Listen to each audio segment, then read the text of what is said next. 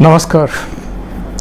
इस कोरोना काल में जबकि बहुत सारे प्रदेशों में अभी भी लॉकडाउन चल रहा है, नई फिल्में सिनेमाघरों में, मॉल्स में रिलीज़ नहीं हो रही हैं। ऐसे में एक रास्ता ढूंढा गया ऑनलाइन। अमेज़न प्राइम वीडियो के ज़रिए शुजित सरकार ने अपनी नई फिल्म गुलाबों सिताबों का पदार्पण किया और इस फिल्म में अहम किरदार निभाए हैं अमिताभ बच्चन और आयुष्मान खुराना ने। सबकी निगाहें गुलाबों सिताबों पर लगी हुई थी और ये शुक्रवार को ही रिलीज हुई। फिल्म के निर्माण पर कुल मिलाकर के 25-30 करोड़ रुपया खर्च हुआ, लेकिन सूचना है कि अमेज़न ने इसको 61 करोड़ रुपए में ख़रीदा है। इस लिहाज से अगर देखें तो फिल्म को 2 गुने से भी ज़्यादा कमाई हो गई है ऑलरेडी। जहाँ तक फिल्म की कथा वस्तु का प्रश्न है, तो जिन्होंने कुंदन शाह की जाने भी दो यारो देखी है, जिन्होंने साई परांजपे की कथा देखी है, या जो ऋषिकेश मुखर्जी और बासु चटर्जी की फिल्में देखते रहे हैं, उनको फिर से ये फिल्म उसी दुनिया में ले जाएगी। शुजित सरकार, अमिताभ बच्चन, आयुष्मान खुराना और जूही चतुर्वेदी, इन 4 लोगों ने मिलकर गुलाबों सिताबों को दर्शनीय बना दिया है। एक बार फिर अमिताभ बच्चन मिर्ज़ा के रोल में बेहतरीन लगे हैं, शानदार एक्टिंग की है। अमिताभ बच्चन के साथ शुजित सरकार पीकू में पहले भी काम कर चुके हैं और आयुष्मान खुराना के साथ वो विक्की डोनर में काम कर चुके हैं, और इन दोनों कलाकारों को एक साथ लाने का काम भी शुजित सरकार ने गुलाबों सिताबों में कर दिया। जहाँ तक कहानी के बैकड्रॉप का सवाल है, लखनऊ के नवाबों की कहानी है, जो उनके ठाट बाट किसी ज़माने में हुआ करते थे, हवेलियाँ, महल, और जिस महल से ये कहानी शुरू होती है उसका नाम है फातिमा महल। अमिताभ बच्चन फातिमा के हस्बैंड की भूमिका में हैं। ये कहानी बहुत कुछ कहती है। तमाम कोशिशों के बावजूद, तमाम ड्रामेटिक सीन्स के बावजूद, किरदारों को किस्मत की ऐसी करारी लात पड़ती है पीछे से कि वो तिल मिला कर के रह जाते हैं और दर्शक अपनी हंसी नहीं रोक पाते हैं। ये एक कॉमेडी ड्रामा है, सामाजिक व्यंग है और हंसने रोने का भाव फिल्म को देखते देखते पैदा होता है। जैसा मैंने कहा, लखनऊ का बैकड्रॉप है, नवाबी ठाट बाट, और जो उनके महल अब खंडहर हालत में पहुंच गए हैं, उनके महलों के कुछ हिस्सों में किराएदार हैं और किराया भी बहुत मामूली 30 रुपये महीने का, लेकिन वो 30 रुपया भी चुकाने को तैयार नहीं। जो फातिमा बेगम के पति हैं, यानी मिर्ज़ा अमिताभ बच्चन, वो फातिमा के मरने का इंतज़ार कर रहे हैं, क्योंकि उनको लगता है कि वो मरे तो ये हवेली उनके नाम हो, और उनके नाम हो तो वो इसे बेच करके पैसा कमाएं और फिर ठाठ की ज़िंदगी जिएं। बेहद लालची और बेहद चिड़चिड़े वृद्ध की भूमिका में अमिताभ बच्चन ने लाजवाब अभिनय किया है। लगता ही नहीं है कि ये अमिताभ बच्चन एक्टिंग कर रहे हैं, बल्कि पर्दे पर जब वो आते हैं और आखिर तक, जब तक फिल्म ख़त्म नहीं होती है, वो मिर्ज़ा ही दिखाई देते हैं, अमिताभ बच्चन नहीं। और आयुष्मान खुराना बेजोड़ अभिनेता साबित हो रहे हैं। बांके रस्तोगी की भूमिका में अमिताभ बच्चन से जम करके टक्कर ली है और पर्दे पर इतनी सहज ज़बान में, इतने सहज तरीके से अपने कैरेक्टर के साथ न्याय किया है कि लगता है कि ये बहुत लंबी रेस के घोड़े साबित होने जा रहे हैं। जैसे जैसे कहानी आगे बढ़ती है पता लगता है कि फातिमा बेगम ने मिर्ज़ा से शादी क्यों की थी, जो उनसे उम्र में 15-17 साल छोटे हैं।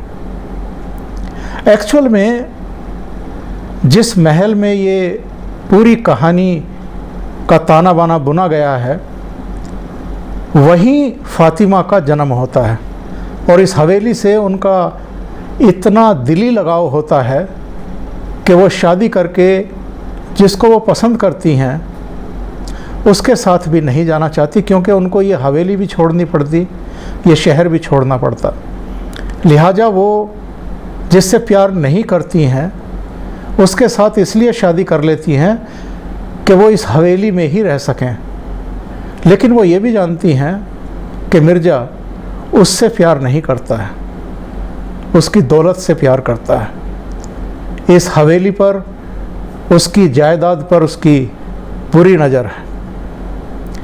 और ऐसे भी कुछ दिलचस्प सीन इस फिल्म में आते हैं जब वो बीमार होने का उपक्रम करती है, नाटक करती है, अपने वकील को डॉक्टर की वेशभूषा में हवेली में बुलाती हैं और तब अमिताभ बच्चन को, बाकी किराएदारों को लगने लगता है कि फातिमा बेगम बस जाने ही वाली हैं। अमिताभ डॉक्टर बने वकील से पूछते हैं कि बच तो नहीं जाएंगी, और वो ऐसा सीन है जब उनके इर्द गिर्द किराएदार भी खड़े हैं और दर्शक अपनी हंसी नहीं रोक पाते हैं। अमिताभ बच्चन इस महल को बेचने के लिए, इस खंडहर को बेचने के लिए उन तमाम लोगों के पास जाते हैं ढूंढ करके जो इसके मालिकाना दावेदार हो सकते हैं। उनसे वो एनओसी लेकर के आते हैं। उनमें से कुछ की तो मृत्यु हो चुकी है और वो वकील के साथ एक एक को ढूंढ करके उनसे साइन करवा करके लाते हैं कि उनका इस प्रॉपर्टी से कोई लेना देना नहीं है। पुरातत्व विभाग के एक अधिकारी शुक्ला की नज़र भी पड़ जाती है इस महल पर और वो अपने ही हिसाब से आकर के पैमाइशें करने लगता है। सरकारी गतिविधियां शुरू हो जाती हैं इसको अधिग्रहित करने की। बिल्डर की, एक नेता की भी नज़र हो जाती है। किराएदार भी इस लालच में उनको सहयोग करने लगते हैं कि उनको कहीं LIG या MIG मकान ही मिल जाए। लेकिन आखिर में क्या होता है? बस यही तो कहानी का दिलचस्प पहलू है। कहानी एक बहुत बड़ा संदेश दे करके जाती है।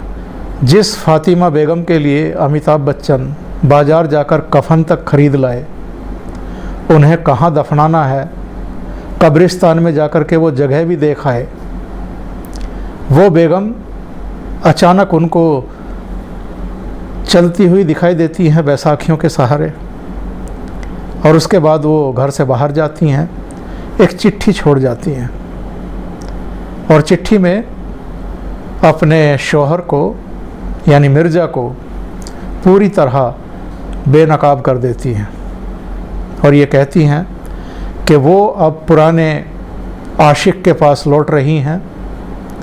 अब आप ये तय करिए कि तलाक का नोटिस मैं दूं या आप देंगे।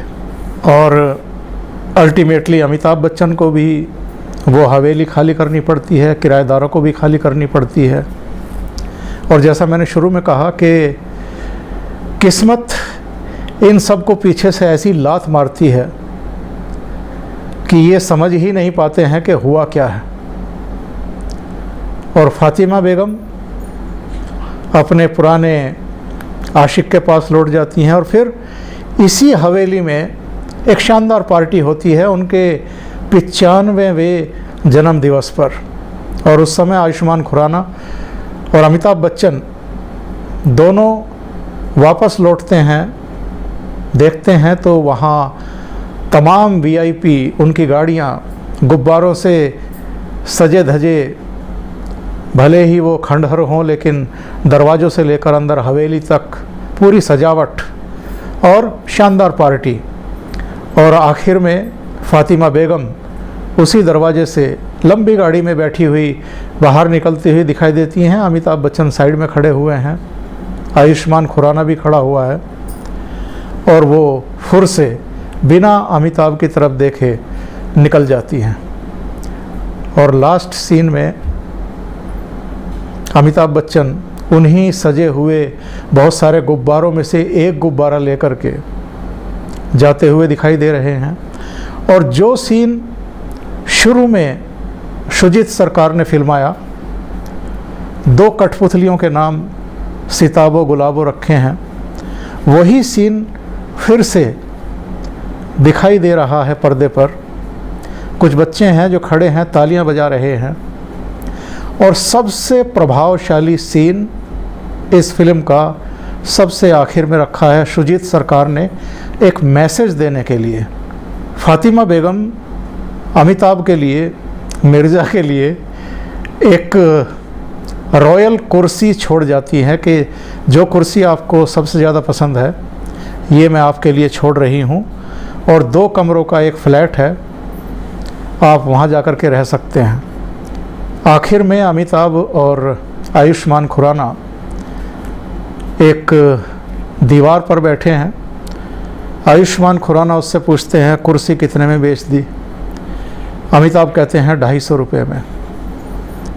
और अंत में एक शानदार शोरूम है जहां उस कुर्सी को रखा जाता है और एक लेडी उस पर 1,35,000 रुपये कीमत की पर्ची लगाती है। यानी शुजित सरकार ने कहा कि कई बार हम लालच में बहुमूल्य चीज़ों की कीमत कम आंकते हैं, और यही इस फिल्म का संदेश भी है। मैं ये कह सकता हूँ कि बीच में फिल्म थोड़ी सी बोझल और अनावश्यक खींची हुई दिखती है, लेकिन आखिर आते आते फिल्म गति भी पकड़ती है और बहुत दिलचस्प भी हो जाती है। तो अमिताभ बच्चन की एक और शानदार फिल्म। अभी के लिए इतना ही। बहुत बहुत धन्यवाद। नमस्कार।